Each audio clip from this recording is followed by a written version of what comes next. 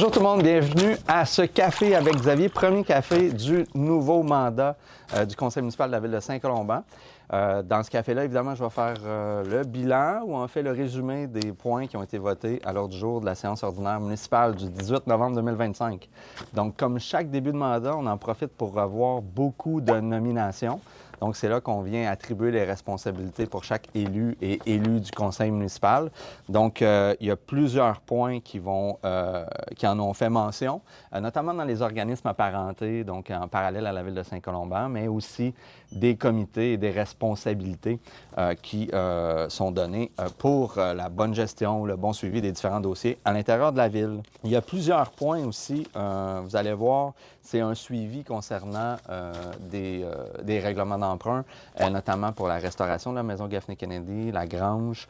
Il y a aussi des travaux routiers. Si je reviens à la maison Gaffney Kennedy, on me dit que je ne dis pas assez souvent qu'est-ce qui va se trouver à l'intérieur de ce site. Donc, l'objectif dans la restauration, c'est de recréer des espaces qui pourraient être mis à la disposition de la population, mais qui pourraient aussi servir à développer une offre culturelle à petite échelle. Donc, spécifiquement pour la grange, on prévoit un lieu de diffusion culturelle de 50 à 100 personnes pour prévoir des petits spectacles, pour un peu essayer de développer une offre culturelle qui ressemble à ce qu'on a fait avec Folk de nature, mais à l'intérieur d'une grange restaurée. Concernant la maison, on n'y a pas réservé d'usage encore spécifique, mais de la façon dont on veut la restaurer, on la restaure avec le moins de murs possible, donc pour se donner le plus d'options pour la ville, puis aussi pour les organismes qui voudraient profiter de cet espace-là. Laissez-moi vous dire, j'ai vu la projection des plans pour la maison, puis ça va être un espace magnifique. Je pense que les architectes ont fait un miracle de présentation avec ce qui est présenté. Je ne l'ai pas dit d'entrée de jeu, mais je me trouve dans le rayonnage de la bibliothèque de Saint-Colomban. Donc, la bibliothèque est ouverte, il y a de l'action. Il y a même la zone 0-5 ans, donc beaucoup d'enfants, beaucoup d'usagers présentement. Le défi pour moi, c'est de ne pas me laisser distraire par toute l'action et l'activité et l'animosité que peut caractériser les enfants, les parents et les grands-parents. Donc, ensuite, j'ai vu des choses. Laissez-moi jouer dans mes papiers. Ah oui, j'ai parlé des travaux aussi. Ce qui est prévu, c'est de continuer la restauration de Montée de l'Église Nord. Donc, pour ceux qui empruntent le chemin Montée de l'Église à partir de Saint-Paul en direction de la municipalité de Mille-Îles, on a fait les travaux jusqu'un peu au sud de la rue Stephens. Notre objectif, c'est de poursuivre ces travaux-là jusqu'aux limites territoriales de la ville de Saint-Colomban. On a séparé les travaux en deux parce qu'on souhaitait se donner la chance d'avoir encore accès à une subvention qui peut couvrir jusqu'à 70 des frais. Donc, on a déposé évidemment notre dossier, puis on est supposé recevoir une réponse d'ici Noël. Dans la perspective où on recevrait une réponse favorable, bien, on aurait une subvention de 70 comme je l'ai dit. Sinon, le conseil a quand même pris la décision de faire les travaux parce que l'état de la chaussée, comme vous le savez peut-être, est désagrégé à un niveau extrêmement important. On a fait aussi une demande pour poursuivre les travaux sur Rivière-du-Nord, donc de Monté-Cyr jusqu'aux limites territoriales de Mirabel en direction de Saint-Jérôme. Donc, mais dans ce cas-ci, si on n'a pas la subvention, on va encore se donner un délai pour obtenir une subvention dans les années subséquentes parce qu'on juge que la chaussée peut encore tolérer quelques saisons, surtout hivernales, puis des périodes de gel-dégel. C'est surtout là que les infrastructures routières se font endommager de manière plus importante.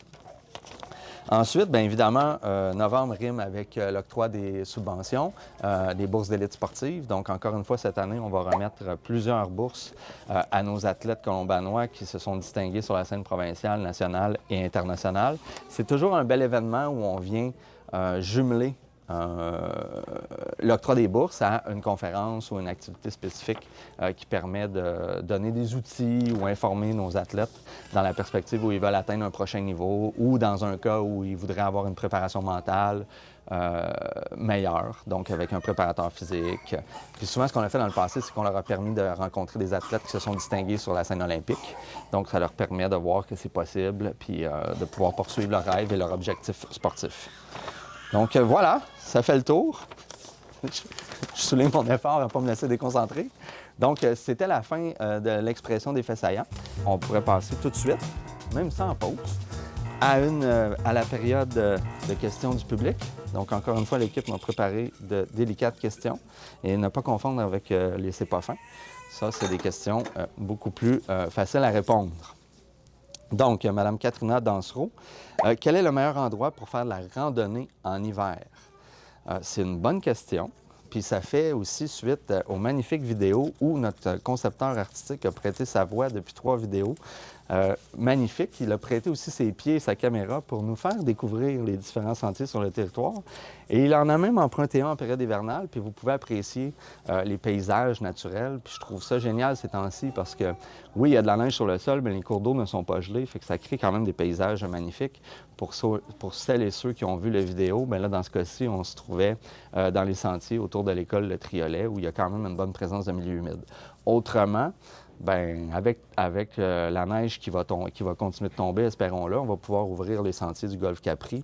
Les sentiers du Golfe Capri, ce qui nous offre, c'est une perspective. Donc, on peut faire une randonnée avec quand même une possibilité de voir un paysage qui est très étendu. Si jamais vous vouliez avoir une randonnée en forêt. Évidemment, les sentiers de ski de fond qui sont derrière le garage municipal incluent plusieurs kilomètres de sentiers. Puis là, on est vraiment dans un décor forestier, donc un couvert forestier qui est magnifique. On peut traverser des milieux humides, évidemment, quand ils sont bien gelés. Mais les périodes idéales, c'est les soirs de pleine lune ou tout de suite après une tempête de neige où la neige est vraiment restée sur les conifères.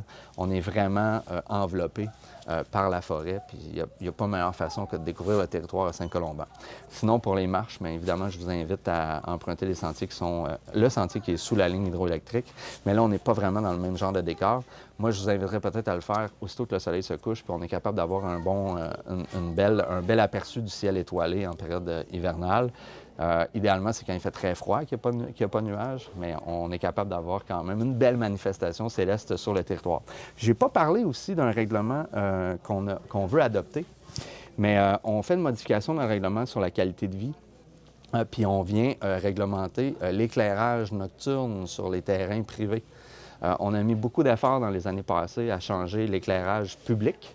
Donc, vous l'avez peut-être aperçu, mais on a changé de la technologie. On est passé d'un éclairage au sodium à un éclairage d'aile, où l'éclairage est vraiment projeté vers le sol, ce qui nous permet d'apprécier encore plus la beauté du ciel la nuit.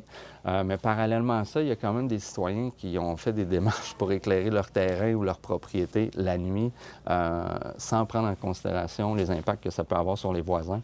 Donc, on vient faire une modification dans le règlement de qualité de vie pour qu'on puisse réglementer ça, simplement par respect et par civisme pour les gens qui vivent à côté de gens qui n'ont pas la conscience de la ville quant à la préservation du paysage de nuit étoilé.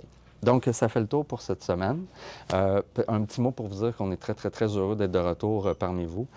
Si vous aviez écouté le dernier café avec Xavier, on ne peut jamais présumer de l'avenir. Donc, j'avais fait comme un café avec Xavier, comme si c'était le dernier. Donc, je suis très heureux de savoir que je vais en avoir 48 autres à faire avec vous. Et ça me fera plaisir de développer et de réfléchir aux décisions qui s'en viennent, puis de vous les expliquer encore plus clairement. Et de répondre aussi à vos questions. Je vous invite toujours à envoyer les questions. L'équipe, après, les transmet sur papier. Ça me fait plaisir de répondre. Au plaisir, à bientôt.